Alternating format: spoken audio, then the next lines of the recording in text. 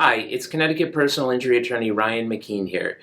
So, Geico wants you to sign a medical authorization to get your medical records after a car accident.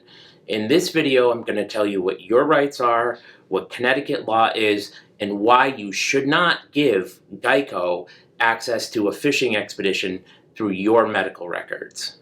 So they want you to sign a healthcare authorization so the insurance company can go out and get your medical records. And to me, this is a big no, because what you do with that authorization is generally they are blank authorizations, and you let them go on a fishing expedition through your medical records. And in people's medical records, there's all sorts of personal, unrelated information from various treaters or providers, and insurance companies have access to databases where they can go back and see where it is that you have treated in the past, and it may be unrelated. There may be embarrassing things out there that they have no right to know about you, or just things that you don't want them knowing.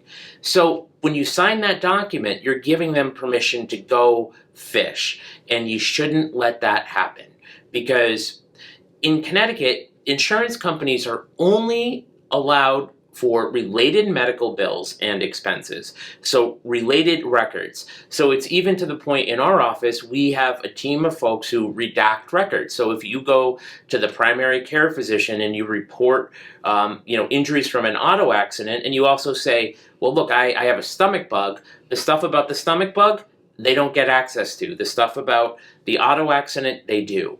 And the only caveat to that is they have access to up to 10 years prior if you've suffered a similar injury. So say, 8 years ago you had treated for your knee, and in your accident you were complaining of a knee injury, well, then the insurance company would be entitled to those records, but they're not entitled to like 10 years of your records.